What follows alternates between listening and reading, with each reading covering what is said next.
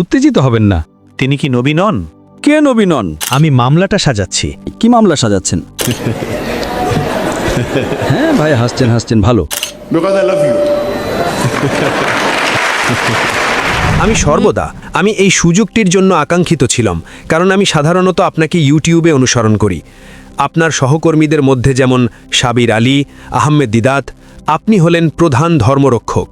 দুঃখিত, আমি মানব ইতিহাসের এই সময়ে আমি আপনাকেই প্রধান অ্যাপোলজিস্ট হিসেবে পেয়েছি, এবং আমি আজ এখানে এসেছি কারণ আমি বেশ নিশ্চিত যে আপনি আমার প্রশ্নের উত্তর ধর্মীয়ভাবে দেবেন। যখন আপনার কোনো বৈজ্ঞানিক প্রশ্ন থাকে, আপনি একজন বিজ্ঞানীর কাছে যান এবং আপনি একটি যৌক্তিক উত্তর আশা করেন। যখন আপনার কোনো দার্শনিক প্রশ্ন থাকে, আপনি একজন দার্শনিকের কাছে যান, কম যৌক্তিক কিন্তু অকাট্য উত্তরের আশায়। কিন্তু আজ আমি একটি ধর্মীয় প্রশ্ন করছি এবং আপনার কাছ থেকে আমার একটি ধর্মীয় উত্তর প্রয়োজন, ডাক্তার। যে প্রশ্নটি আমাকে বিভ্রান্ত করছে তা হলো ভাগ্যের প্রশ্ন। আমি জানি আপনি উৎপত্তি, অর্থ, নৈতিকতা এবং ভাগ্য সম্পর্কে বেশ পরিচিত, এবং আমার প্রশ্নটি কোরআনের উপর ভিত্তি করে। আমার 3টি প্রশ্ন আছে। আমার প্রথম প্রশ্নটি সূরা অধ্যায় 46 আয়াত নম্বর 9 থেকে এসেছে। আমি চিন্তিত নবী এবং তার অনুসারীদের ভাগ্য নিয়ে, কারণ এটি বলছে, আমি জানি না আমার সাথে কি ঘটবে বা আমার অনুসারীদের সাথে। আমি শুধুমাত্র একজন স্পষ্ট সতর্ককারী। সুতরাং সেই প্রসঙ্গে আমি ভীষণ চিন্তিত। ভাগ্যটা কি? ভাই, জি স্যার। আপনি কি একটু ধীরে কথা বলতে পারেন? মানে গতিটা দ্রুত। জি স্যার। ঠিক আছে, উত্তেজিত হবেন না। ও ধন্যবাদ স্যার। উত্তেজিত হবেন না। আপনি কি প্রশ্নটা পুনরায় বলতে পারেন? আমি শুনেছি যে আপনি বলেছেন যে দার্শনিকের মতো হতে। আমি ওটা শুনেছি। আপনি বললেন কোরআন বলছে সূরা 40 আমি শুনেছি, ওটা কি 40? 46 আয়াত নম্বর 9। আয়াত নম্বর 9। আয়াত নম্বর 9 এটা কি বলে? এটা বলে যে নবী, তিনি জানেন না তার সাথে কি ঘটবে বা তার অনুসারীদের। তিনি শুধুমাত্র একজন সতর্ককারী।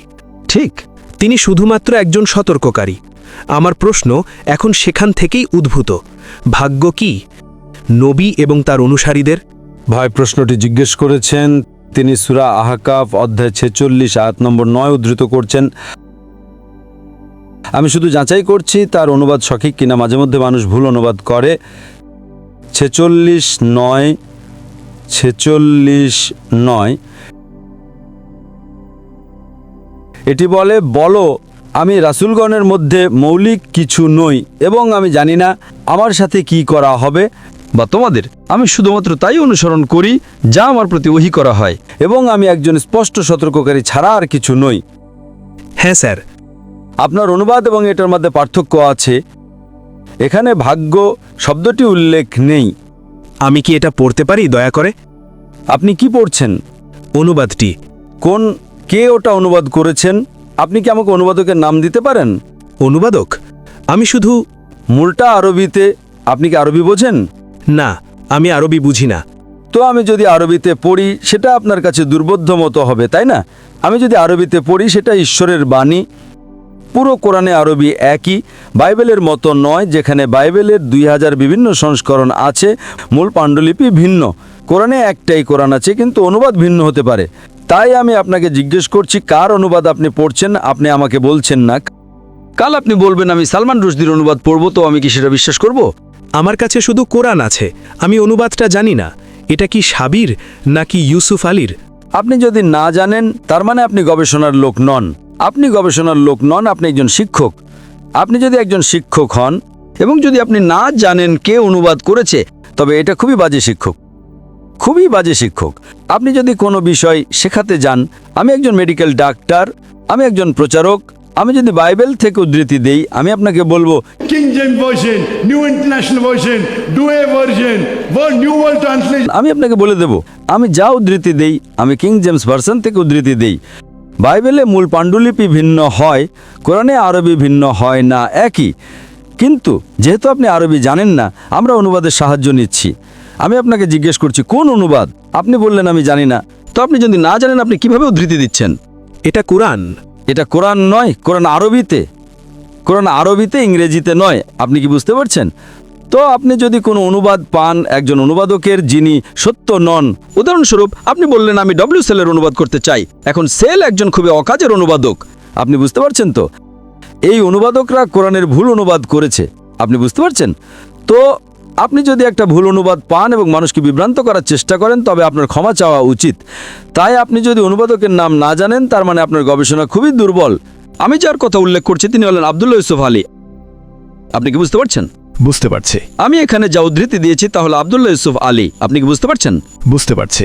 আপনি কোন অনুবাদকের উদ্ধৃতি দিচ্ছেন আপনি জানেন না, তাই আপনি বাড়ি যান এবং আপনার গবেষণা করেন। তাই শুধু আমি অনুবাদটা পড়ব, এটা নির্ভরযোগ্য অনুবাদ। বলুন স্যার, বলো। আমি রাসূলগণের মধ্যে নতুন কিছু নই এবং আমি জানি না আমার সাথে কি করা হবে। তার মানে তিনি জানেন না ভবিষ্যতে কি ঘটবে, ভাগ্য নয়। আমি শুধুমাত্র তাই অনুসরণ করি যা আমার প্রতি ওহী করা হয়। ঈশ্বর যা বলেছেন আমি তাই অনুসরণ করছি। ঈশ্বর যা বলেছেন আমি তাই অনুসরণ করছি এবং আমি একজন স্পষ্ট সতর্ককারী ছাড়া আর কিছু নই। এ আয়াতে কোনো সমস্যা নেই। তো এ আয়াতে সমস্যাটা কি? সমস্যাটা হলো দোদুল্যমানতা। নবী দোটানায় আছেন, তিনি অস্থির হয়ে পড়ছেন এবং বুঝতে পারছেন না তার সাথে কি ঘটবে। কোনো মানুষই জানে না। কোনো মানুষ নয়, এমনকি যীশুখ্রিস্টও জানেন না। এটা গসপেলে উল্লেখ আছে, বাইবেলে। কোনো মানুষ সেই প্রহরের সম্পর্কে জানে না, এমনকি ফেরেশতারাও না, এমনকি মানবপুত্রও না, ঈশ্বর ছাড়া। তো তার মানে যীশুখ্রিস্ট আলাইহিসসালাম তিনি কি একজন প্রতারক? না। যীশুখ্রিস্ট আলাইহিসসালাম বলেন যে আমি ভবিষ্যৎ জানি না। আপনি কি করবেন? আপনি কি করবেন? Stop. Boom. See? যীশুখ্রিস্ট আলাইহিসসালাম বাইবেলে বলেন আমি জানি না। এবং একজন মানুষ সব কিছু জানতে পারে না। কিছু জিনিস আপনি জানেন, কিছু জিনিস জানেন না। তার মানে যীশুখ্রিস্ট একজন মানুষ ছিলেন, নবী মুহাম্মদ সাল্লাল্লাহু আলাইহি ওয়াসাল্লাম একজন মানুষ ছিলেন, দুজনেই ঈশ্বর ছিলেন না। ঈশ্বর বলতে পারেন না আমি জানি না। তো এটা নবী মুহাম্মদ বলছেন। ঠিক, প্রত্যেক মানুষ বলতে পারে না যে না আমি সব কিছু জানি। সে একজন বোকা, সে মানুষকে ধোঁকা দিচ্ছে। এবং নবী মুহাম্মদ সাল্লাল্লাহু আলাইহি সাল্লাম, নবী মুহাম্মদ সাল্লাল্লাহু আলাইহি ওয়াসাল্লাম ওটা বলেছেন, নবী যিশু বাইবেলে বলেছেন। সমস্যাটা কি? যদি তারা না জানে, তারা মানুষ। একজন মানুষকে ভবিষ্যৎ জানতে হবে না। সমস্যা, আপনি কি আমাকে বলতে পারেন কোনো মানুষ সব কিছু জানে? না। তার মানে আপনি বৈজ্ঞানিক নন, আপনি যৌক্তিক নন, আপনি বাইবেল জানেন না, আপনি কোরআন জানেন না। আপনি এখন কি করবেন? তিনি কি নবী নন? দুঃখিত, তিনি কি নবী নন? কে নবী নন? নবী সব কিছু জানেন না। এখানে পরিষ্কারভাবে উল্লেখ আছে আমি শুধুমাত্র তাই অনুসরণ করি যে আমার প্রতি ওহী করা হয়। নবী শুধুমাত্র সেই বিষয়গুলো জানেন যে সর্বশক্তিমান ঈশ্বর প্রকাশ করেন। সুতরাং এমন কিছু জ্ঞান আছে যা কোনো মানুষ জানে না, কিন্তু সর্বশক্তিমান ঈশ্বর একজন নবীকে বলেন, নবী মুহাম্মদ সাল্লাল্লাহু আলাইহি সাল্লাম কিংবা নবী।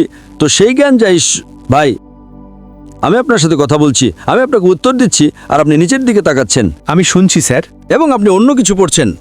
না না না, শুধু কোরআন। আমি কোরআনের দিকে তাকাচ্ছিলাম স্যার। না, তবে আমার দিকে তাকান, আমি উত্তর দিচ্ছি। আমি মনোযোগ দিয়ে শুনছি স্যার। দুটি কাজ একসাথে করতে পারেন না। দুঃখিত স্যার, সমস্যা নেই। তো সর্বশক্তিমান ঈশ্বর, রাসূলগণ হলেন সর্বশক্তিমান ঈশ্বরের মনোনীত মানুষ। মনোনীত মানে তারা অসাধারণ, তারা মানুষ, তাদের মানবিক গুণাবলী আছে, কিন্তু তারা অসাধারণ। সর্বশক্তিমান ঈশ্বর তাদের সাথে কথা বলেন। তো যদি সর্বশক্তিমান ঈশ্বর কোনো রাসূলকে কোনো জ্ঞান দেন, তার কাছে সেটা থাকে। তার কাছে সব জ্ঞান নেই। সব জ্ঞান শুধুমাত্র ঈশ্বরের আছে। পৃথিবীর কোনো মানুষের সব জ্ঞান নেই, এমনকি যীশুখ্রিস্ট আলাইহিস সালাম, এমনকি মুহাম্মদ সাল্লাল্লাহু আলাইহি সাল্লাম তারও না। যা কিছু ঈশ্বর তাদের কাছে প্রকাশ করেন তারা তা জানে। সেটাই এখানে বলা হচ্ছে, যা আমার কাছে প্রকাশ করা হয় আমি বলি। তো কিন্তু যদি তারা এমন কিছু জানে যা ঈশ্বর তাদের সাথে সরাসরি বলেন, তাদের রাসূল বলা হয়। তারা সাধারণ মানুষের ঊর্ধ্বে, তারা মানুষ, কিন্তু তারা শ্রেয়, কারণ ঈশ্বর তাদের কাছে সরাসরি ওহী পাঠান। ঈশ্বর আপনার আমার কাছে সরাসরি ওহী পাঠান না। আপনি বুঝতে পারছেন স্যার? তো রাসূলগণ হলেন মানুষের মধ্যে থেকে মনোনীত ব্যক্তি। যেমন যিশু, তার উপর শান্তি বর্ষিত হোক। যেমন মুসা, তার উপর শান্তি বর্ষিত হোক। যেমন নবী মুহাম্মদ সাল্লাল্লাহু আলাইহি ওয়াসাল্লাম, তার উপর শান্তি বর্ষিত হোক। ঈশ্বর তাদের সাথে কথা বলেন। ঈশ্বর মানব জাতিকে পথ দেখানোর জন্য তাদের বার্তা দেন। কিন্তু তার মানে এই নয় যে তারা সব কিছু জানেন। তো এটা একটা ভুল ধারণা। আশা করি এটা পরিষ্কার হয়েছে। ঈশ্বরের সকল রাসূল তাদের ইলমে গায়েব নেই। ঈশ্বর যা তাদের বলেন, ঈশ্বর হয়তো তাদের কিছু বিষয় বলেন। ঠিক আছে, এখন কয়েক বছর পরে রোম জিতবে বা রোম পরাজিত হবে। ঠিক আছে, ঈশ্বর তাকে বলেছেন, তাই তার জ্ঞান আছে, কিন্তু সব কিছু নয়। আশা করি এটা প্রশ্নের উত্তর দিয়েছে। ধন্যবাদ, স্বাগতম। দ্বিতীয় প্রশ্নটি। ঠিক আছে, আমার 3টি প্রশ্ন আছে স্যার। আমি আপনাকে দেব, কোনো সমস্যা নেই। আমি আপনাকে ভালোবাসি, আমিও আপনাকে ভালোবাসি। সাধারণ নিয়ম হলো একবারে একটা প্রশ্ন, কিন্তু যেহেতু আমি আপনাকে ভালোবাসি, আমি আপনাকে দ্বিতীয় প্রশ্ন করার সুযোগ দেব। সমস্যা নেই। ধন্যবাদ স্যার, আপনাকে স্বাগতম। আমাকে উদ্ধৃতি দেওয়ার অনুমতি দিন। তবে কোরআন থেকে উদ্ধৃতি দেওয়ার মতো আমি কোনো বিশেষজ্ঞ নই। আমি অনেকবার শুনেছি যখন আপনি উত্তর পাওয়ার চেষ্টা করেন খ্রিস্টানদের কাছ থেকে যীশু খ্রিস্টের ঈশ্বরত্ব সম্পর্কে, আপনি সবসময় বলেন যে আপনি এমনকি প্রতিজ্ঞা করেন যে যদি কোনো খ্রিস্টান আপনাকে একটিও স্পষ্ট বাক্য দিতে পারে, অস্পষ্ট নয় এমন, অস্পষ্ট নয় এমন, একদম স্বচ্ছ, আপনি বলেন আপনি খ্রিস্টান হয়ে যাবেন। আমাকেও একই মানদণ্ড ব্যবহার করার অনুমতি দিন, ঠিক সেই হুবহু শব্দের মানদণ্ড যা আপনি সাধারণত খ্রিস্টানদের জিজ্ঞেস করেন। ডক্টর জাকির নায়েক, দয়া করে আমাকে কোরআন থেকে দেখান ঠিক এই শব্দগুলো যেখানে যীশু আলাইহিসসালাম বলেছেন আমি একজন নবী, আমি শুধুই একজন নবী, আমার ইবাদত করো না। কোরআন থেকে একটি স্পষ্ট বা দ্ব্যর্থহীন উক্তি। ঠিক আছে, কোরআনের সূরা ইমরান অধ্যায় 3 আয়াত 49 উল্লেখ আছে, যিশু আলাইহিসসালাম রাসূল হিসেবে প্রেরিত হয়েছিলেন বনি ইসরায়েলদের জন্য। It's mentioned in Surah Saf, chapter number 61, verse number 6. যে আমি বনি ইসরায়েলদের জন্য রাসূল হিসেবে প্রেরিত হয়েছি। প্রথম অংশ আমি শেষ করেছি, দ্বিতীয় অংশ বলো যে আমার ইবাদত করো না। ঠিক আছে, সেটাও আছে। It is mentioned in Surah Ma'idah, chapter number 5, verse number 73. لَقَدْ كَفَرَ الَّذِينَ قَالُوا إِنَّ اللَّهُ هُوَ الْمَسِيحُ ابْنُ مَرْيَمَ. তারা কুফরি করছে, তারা ধর্মদ্রোহিতা করছে, যারা বলে মরিয়ম পুত্র যিশুই আলাইহিসসালাম আল্লাহ। وقال المسيح কিন্তু খ্রিস্ট আলাইহিসসালাম বলেছেন اعبدوا الله worship الله ربي وربكم. আল্লাহর ইবাদত করো যিনি আমার প্রভু এবং তোমাদের প্রভু। إنه من يشرك بالله যে কেউ আল্লাহর সাথে শরীক করে فقد حرم عليه الجنة আল্লাহ তার জন্য জান্নাত হারাম করে দেবেন ومأواه النار وما للظالمين من أنصار. এবং আগুন হবে তার থাকার জায়গা এবং পরকালে তার কোনো সাহায্যকারী থাকবে না। আমি আপনার চ্যালেঞ্জ পূরণ করেছি, কিন্তু ভাই আপনাকে বলি, যদি কেউ বলে আমি একজন নবী, তবে এটা বলার দরকার নেই যে আমার ইবাদত করো না। আমি যদি বলি আমি একজন মানুষ, আমাকে বলতে হবে না যে আমার পূজা করো না। মানুষের গুণ তো খোদা হওয়া নাই, নবী মানেই তিনি খোদা নন। তাই এটা বলা বোকামি যে দেখো আমি একজন নবী, আমার ইবাদত করো না। আমি আপনার আবদার পূরণ করেছি। Because I love you. কিন্তু আপনার চ্যালেঞ্জটা অযৌক্তিক। আপনি যদি বলেন আমাকে যে কোনো জায়গায় দেখান যে তিনি বলছেন তিনি একজন নবী, ব্যাস শেষ। বুঝতে পারছেন তো? তখন আমাকে আর বলতে হবে না যে আমার ইবাদত করো না। কিন্তু আমি আপনাকে দুটোই দেখিয়েছি। Because I love you. I love you. শেষ প্রশ্ন স্যার, যদি আমাকে অনুমতি দেন, কোরআনের এই ভিত্তির উপর নির্ভর করে আমাকে এই প্রশ্নটি করার অনুমতি দিন। কোরআন পড়ে আমি বলেছিলাম এবং আমি ক্ষমা চাইছি আমি কোনো বিশেষজ্ঞ নই, আমি বিশেষজ্ঞ হওয়ার দাবি করি না। এখানে 4টি প্রশ্ন আছে। 4টে? না, আমি বলছি ওই প্রশ্নের ভেতরেই। যিশু আলাইসাল্লাম কোথাও আমি বলতে পারি তিনি খোদা হওয়ার দাবি করেছেন, তিনি সেই দাবি, এমন কিছু উপাধি আছে যা শুধুমাত্র খোদা ব্যবহার করেন, সেগুলো একচেটিয়াভাবে খোদা ব্যবহার করেন। দুঃখিত ভাই, আমি আপনাকে পরিষ্কার শুনতে পাচ্ছি না। আপনি কি প্রশ্নটা আবার বলবেন? যিশু কোরআনে খোদা হওয়ার দাবি করেছেন? না, আমি বলেছি আমি আমার মামলা যুক্তি সাজাচ্ছি, তারপর প্রশ্ন করব স্যার। দুঃখিত, আমি মামলাটা সাজাচ্ছি। মামলা সাজাচ্ছেন? তারপর একটি প্রশ্ন করব। ঠিক আছে, তাহলে আপনার মামলাটা কি মামলা সাজাচ্ছেন? আপনি একজন প্রফেসর স্যার, আপনি জানেন আমাকে মামলা সাজাতে হবে। I'm not professor, I'm a student. No, you aren't. Allow me, please. কোরআন কে আমাদের বিচারক? উদাহরণস্বরূপ প্রথম প্রশ্ন, কে আমাদের বিচারক? কোরআন বলে, কোরআন অধ্যায় 22 আমি জানি, আয়াত 6 বলে যে, আয়াত 56-57 আমি যদি ভুল উদ্ধৃতি দেই দয়া করে আমাকে জানাবেন। এটা বলে তিনি আমাদের বিচারক। এবং তারপর আমাদের খ্রিস্টান শিক্ষায় যিশু আলাইসাল্লাম দাবি করেন যে তিনি বিচারক, ম্যাথিউ 25:30-31। দ্বিতীয়টি, আল্লাহ আরেকটি নাম ব্যবহার করেন, তা হল সত্য। সত্য কে? কোরআন অধ্যায় 22 আয়াত 6 বলে আল্লাহ হলেন সত্য। যিশু আলাইসাল্লামও জন 14:6 একই দাবি করেন যে তিনি সত্য। তৃতীয়টি, কোরআন বলে কেউ ঈশ্বরের সাথে মহিমা ভাগ করতে পারে না, ঈশ্বর তার মহিমা কারো সাথে ভাগ করেন না। কোরআন 57, কোরআন অধ্যায় 57 আয়াত 1। আপনি কি তৃতীয় অংশটা আবার বলতে পারেন? এটা বলেছে যে ঈশ্বর তার মহিমা কারো সাথে ভাগ করেন না। ঈশ্বর তার মহিমা কারো সাথে ভাগ করেন না, এটা কোরআনে লেখা আছে অধ্যায় 57 আয়াত নম্বর 1। এটা বলে আকাশ এবং পৃথিবী ঈশ্বরের মহিমা ঘোষণা করে।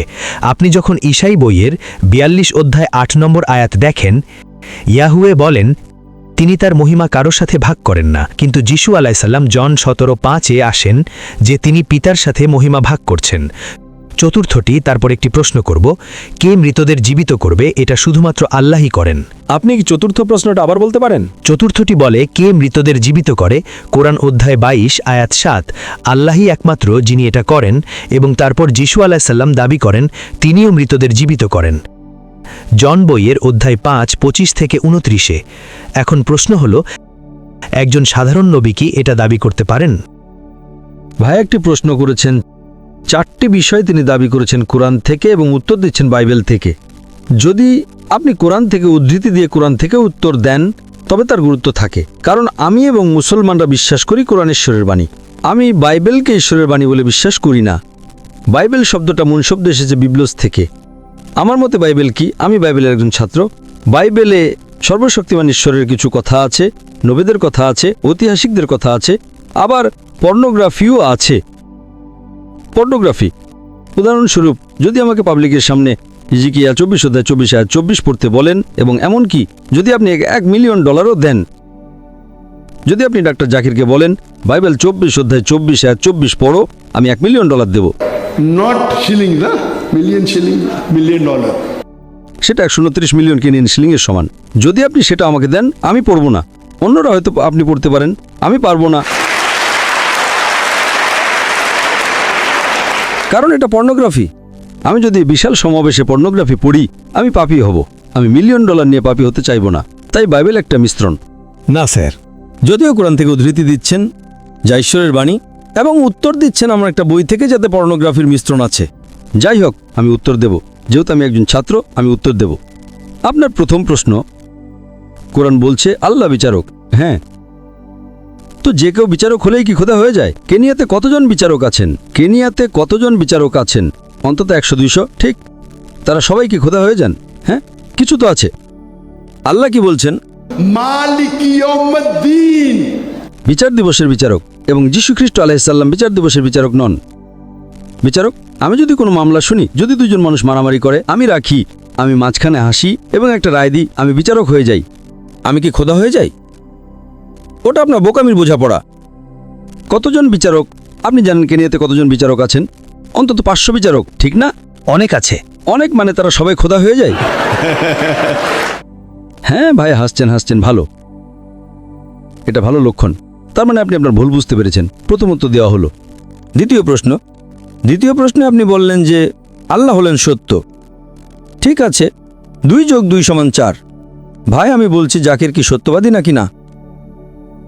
2+2 = 4। আমি কি সত্যবাদী নাকি আমি মিথ্যে কথা বলছি? এটা সত্য। আমি কি খোদা? আপনি ঠিক। আমি কি খোদা হয়ে যাই? না। যাই হোক, আমি উত্তর দেব। আপনি যে উদ্ধৃতি দিচ্ছেন তা হলো গসপেল অফ জন অধ্যায় 14 আয়াত 6। আমি পথ, সত্য আর জীবন, আমার মাধ্যমে ছাড়া কেউ পিতার কাছে আসতে পারে না। আপনি কি প্রসঙ্গটা জানেন? আমাকে জানান। আপনি বললেন আপনি বাইবেলের একজন স্কলার, ঠিক? আমি বলি আমি একজন ছাত্র। না, বাইবেলের। হ্যাঁ। আপনি শিক্ষক না। ও, ওটার মধ্যে পার্থক্য আছে। শিক্ষক, একজন স্কলার, এবং হ্যাঁ। আপনি শিক্ষক না। হ্যাঁ। আপনি বাইবেলের শিক্ষক না, আমি বলেছি আমি পেশায় একজন শিক্ষক, কিন্তু আমি বাইবেল শিক্ষার একজন ছাত্র। ঠিক আছে, কিন্তু আপনি বাইবেলের শিক্ষক হিসেবে জানেন। হ্যাঁ, আমি জানি স্যার। ও, আপনি বাইবেল শেখান এবং আপনি একজন ছাত্র। আপনি শিক্ষক এবং ছাত্র উভয়ই, ঠিক আছে? হ্যাঁ, আমি তাই। আপনি কি প্রসঙ্গটা জানেন? আপনি গসপেল অফ জন অধ্যায় 14 আয়াত 6 উদ্ধৃতি দিলেন। আমি আমার মস্তিষ্ক থেকে বলছি, আপনি কি প্রসঙ্গটা জানেন? আপনি কি 1 নম্বর আয়াত জানেন? হ্যাঁ আমি জানি। ঠিক আছে, ওটা কি বলে? ওটা বলে যে আমি চাচ্ছি, আমি তোমাদের জন্য একটি জায়গা প্রস্তুত করতে চাচ্ছি। না, 1 নম্বর ওটা বলে না। 1 নম্বর কি বলে? আপনি বাইবেল খুলতে পারেন, আমি বলবো। আপনি বাইবেল খুলুন, আমি আমার মাথা থেকে বলবো। খুলুন। আপনি আমাকে উদ্ধৃতি দিতে সাহায্য করতে পারেন। আমি আপনাকে সাহায্য করতে পারি। আপনি একজন শিক্ষক, আমি একজন ছাত্র।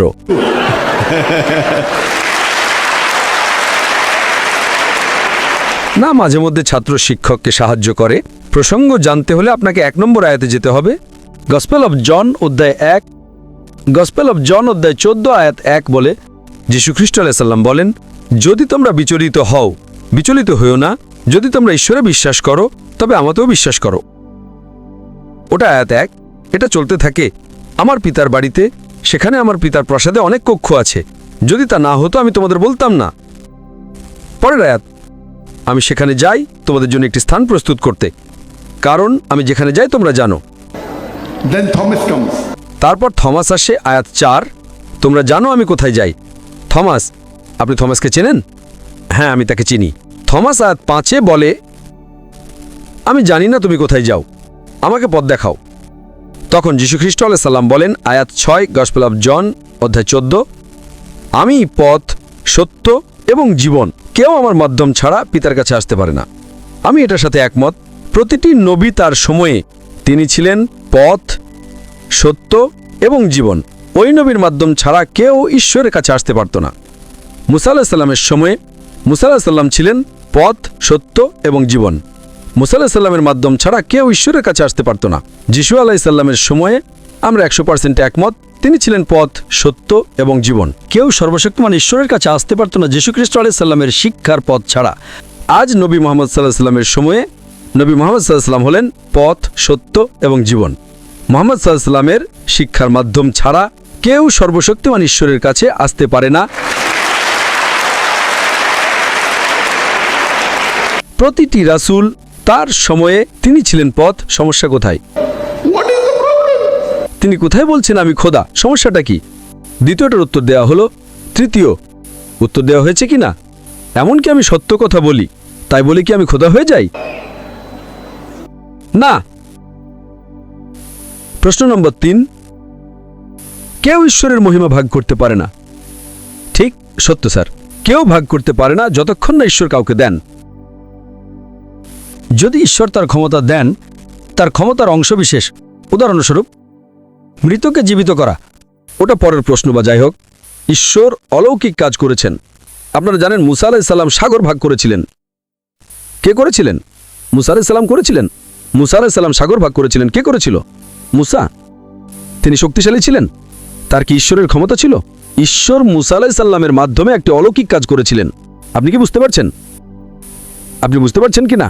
আমি বুঝতে পারছি স্যার। সাগর ভাগ করা, তাই যত অলৌকিক কাজ করা হয়েছিল তা নবী করেননি, তা করেছিলেন সর্বশক্তিমান ঈশ্বর। কোরআন সেটা বলে এবং বাইবেল সেটা বলে। তাই যত অলৌকিক কাজ করা হয়েছিল তা ঈশ্বরের দ্বারা রাসূলের মাধ্যমে করা হয়েছিল। ওটা আপনার 4টে প্রশ্নের উত্তর দেয়। এবং পঞ্চম প্রশ্ন, মৃতকে জীবিত করার। এবং যদি আপনি বলেন মৃতকে জীবিত করা তাকে খোদা বানায়, যীশুখ্রিস্ট আলাইহিস সালাম কি করেছিলেন? একটি মৃত মানুষকে জীবিত করেছিলেন। ঠিক, কোরআন সেটা বলে, বাইবেলও সেটা বলে। মুসা আলাইহিস সালাম কি করেছিলেন? তিনি একটি লাঠি ছুঁড়েছিলেন। তিনি উদ্ভিদ জগৎকে প্রাণী জগতে রূপান্তর করলেন। লাঠিটি একটি সাপ হয়ে গেল। কোনটা বড় অলৌকিক কাজ? উদ্ভিদ জগৎ থেকে একটি লাঠি প্রাণী জগতে জীবন দিলেন এবং জগৎও পরিবর্তন করলেন। বড় অলৌকিক কাজ। এটা কি তাকে খোদা বানায়? না। অলৌকিক কাজ কোনো পরীক্ষা নয়। যীশুখ্রিস্ট আলাইহিস সালাম বলেন, অনেক ভণ্ড খ্রিস্ট এবং ভণ্ড নবী আসবে। গসপেল অফ ম্যাথিউ অধ্যায় 24 আয়াত 24, অনেক ভণ্ড খ্রিস্ট এবং ভণ্ড নবী আসবে, এবং যদি সম্ভবত তাহলে তারা খুব নির্বাচিতদেরও ধোঁকা দিত। তাই অলৌকিক কাজ কোনো পরীক্ষা নয়। তার মানে আপনি আপনার বাইবেল পড়ছেন না। অলৌকিক কাজ কোনো পরীক্ষা নয়। যত অলৌকিক কাজ করা হয়েছিল তা সর্বশক্তিমান ঈশ্বরের দ্বারা রাসূলগণের মাধ্যমে করা হয়েছিল। Hope that answers all your 4 questions. কৃতজ্ঞ। তো 6টি প্রশ্নের উত্তর দেওয়া হলো, প্রথম 2টি এবং পরের 4টি। হ্যাঁ, শেষটা। আমরা অন্য মানুষদের সুযোগ দেব। আমি আপনাকে ভালোবাসি তার মানে এই নয় যে অন্যরা বলবে যে ডক্টর জাকির অবিচার করছেন। একজন মানুষকে 6টি প্রশ্ন করার সুযোগ দিচ্ছেন। আমি আপনাকে ভালোবাসি, এটা আলাদা, কিন্তু তখন অন্যরা আমাকে দোষারোপ করা শুরু করবে